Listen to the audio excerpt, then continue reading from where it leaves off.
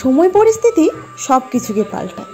আগে আমি ঘুম থেকে উঠতাম সবার শেষে, কিন্তু পরিস্থিতি দেখো এখন কেউ ঘুম থেকে ওঠেনি, অথচ আমি এখন রেডি হয়ে স্নান করে পুজো করে চলে যাচ্ছি ডিউটিতে।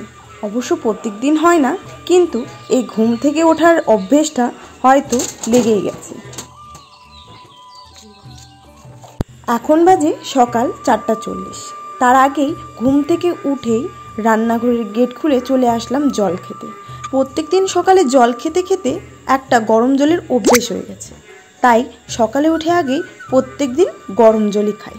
তো ডিউটি যাওয়ার আগে আগে আমি গরম জল করে নিলাম আর টিফিনের জন্য ডিম সেদ্ধ করতে বসিয়ে দিলাম।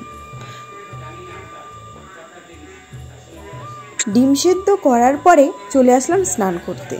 মুখ ধুয়ে পরিষ্কার করে স্নান করে পুজো দিব, কারণ এখন যদি স্নান না করি তো ওখানে গিয়ে না কেমন একটা নিজে থেকে ঝিমাতে শুরু করি আর ঘুম লাগে।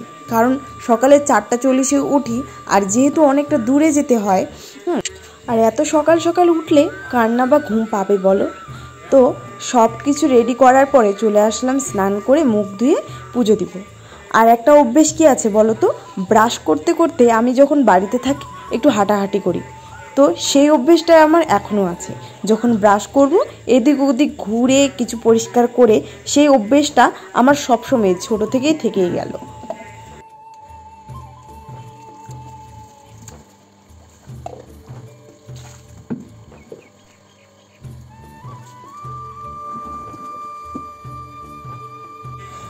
স্নান করে পুজো দেওয়া হয়ে গেল, তারপরে ঘরের ভিতরে আসলাম, দেখতেছি দিদি এখন ঘুম থেকে উঠতেছে, আর এখন বাজে 5:40। তো তাড়াতাড়ি করে আমাকে রেডি হতে হবে, আর ঘরের ভেতরে না এখনও অন্ধকারই হয়ে আছে, আলো এখনও পৌঁছায়নি।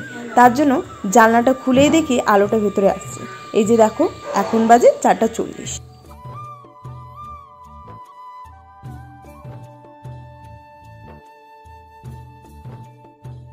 সব মেয়ের ছেলেদের শুনি রেডি হতে নাকি 2-1 ঘন্টা লাগে মেয়েদের, কিন্তু আমাকে কিন্তু অতটা সময় লাগে না, জাস্ট 5 মিনিটও লাগে না, 2 মিনিটে আমার রেডি হয়ে যায়। হ্যাঁ, কিন্তু আমার চুল বাঁধতে প্রচুর সময় লাগে, এটা সত্যি কথা।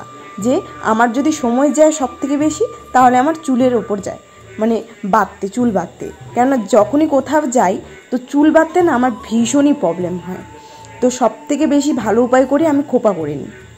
তো চলো, ডিমগুলো তো সেদ্ধ করে নিয়েছিলাম, তো মাকে বললাম সেগুলোকে ছুঁইলে কেটে কেটে, কেন গোটা থাকলে না খেতে অসুবিধা করে, অত বড় চামচ দিয়ে কেটে কেটে। তো আমি বললাম যে ছোট ছোট করে কেটে দাও, যেহেতু সবাই আমরা বসে একসঙ্গে সবাই মিলে টিফিন খাই, তো সবাইকে এক টুকরো করে দিতে পারবো। তার জন্য মা ছুঁইলে দিল আর দিদি টিফিনটাকে প্যাক করে দিল।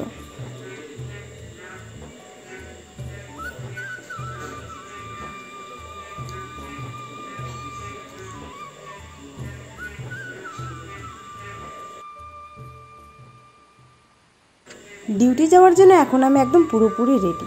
এখন দিদি টিফিনটা আমার হাতে দিয়ে দিল, ব্যাগপত্র সব নিয়ে এসে জুতো পরে, আর দিদি সেই সময় বলছে যে যে জুতো ও পরে আমি নাকি সেই সময় সেই জুতোই পরি।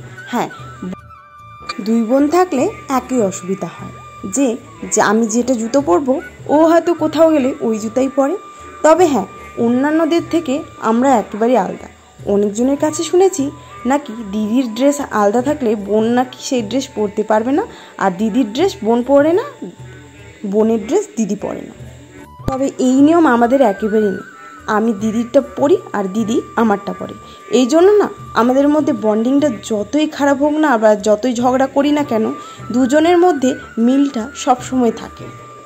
তো চলো, বাইরে যাওয়ার সময় দিদি আমি সব রেডি হয়ে গেছি, তো দিদি একটু আমাকে বাইরে পৌঁছায় দিচ্ছি, কারণ প্রত্যেক দিন আমাকে রাস্তায় ছেড়ে আসে মা, না হলে দিদি। তো আজকে মা আর যাবে না হয়তো, তো দিদি আমাকে বলছে চল তোকে আমি গেট থেকে ছাইড়ে আসতেছি। তো দেখো এই জুতোগুলো আমারই ছিল, তো দিদি পরবে বলছিল, তো আমি বলছি না আজকে আমি পরে যাই, তুই অন্যদিন পরিস। সবসময় একই জুতো পরতে ইচ্ছা করে না, তো ভাবলাম আজকে এটা পরি আর দিদি তুই ওটা পরিস।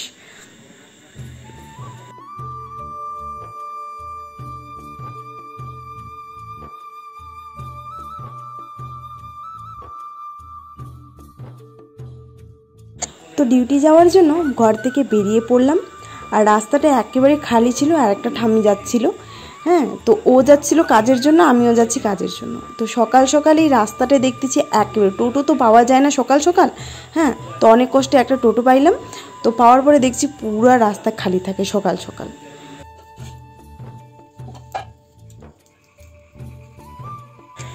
সেই যে সকালে ডিউটি গেছি, এখন রাত 7টা বাজে।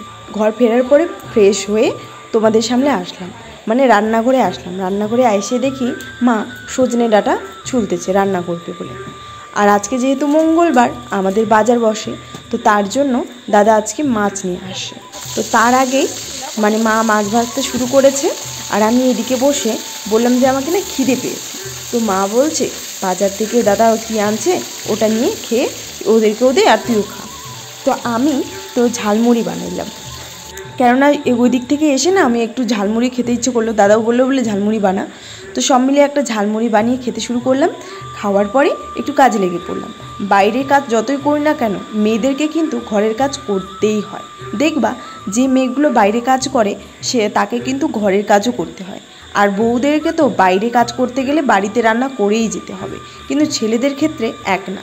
ছেলেরা যখন বাইরে কাজ করবে ঘরে কিন্তু ওদের আর কাজ করতে হয় না। না হলে শাশুড়ি মা বলবে আমার ছেলে কি বাইরেও কাজ করে ঘরেও কাজ করবে। এটা কিন্তু আমার বিয়ে হয়নি, কিন্তু তবু এটা আমি আমার মন থেকে বলছি যে এটা সত্যি করে কথা হয়, তার জন্য বাস্তব। অনেকজনকেই তো দেখি, অনেকজনের কাছে এই সব কথা শুনি। তো চলো সব করার পরে মাকে একটু মশলাগুলো বেটে দিলাম, কারণ মার হাত ব্যথা, তো ভাবলাম যে একটু মশলাটা একটু সাহায্য করে দিই। সারাদিন তো কাজ করি না, একটু এসেই যদি কাজটা করে দিই। তো সেই কাজ করার পর আমার বাড়িতে তো আবার কাজ আছে, সেলাইগুলো বাকি ছিল, কাস্টমার এসে দিয়ে গেছে সেই। তো ভাবলাম যে সেই কাজগুলো পূরণ করে নিই রাত্রেবেলা, কারণ কাল সকালে আবার ডিউটি যেতে হবে। তো চলো আজকের ভিডিওটা এখানে রাখতেছি, কালকে আসবো একটা নতুন ব্লগ ভিডিও নিয়ে। আমার ভিডিওগুলো তোমাদের কেমন লাগে অবশ্যই কমেন্ট করবা, আর যারা যারা নতুন নতুন আছে ফ্রেন্ডগুলো অবশ্যই কমেন্ট করতে ভুলবা না। আজকের জন্য টাটা।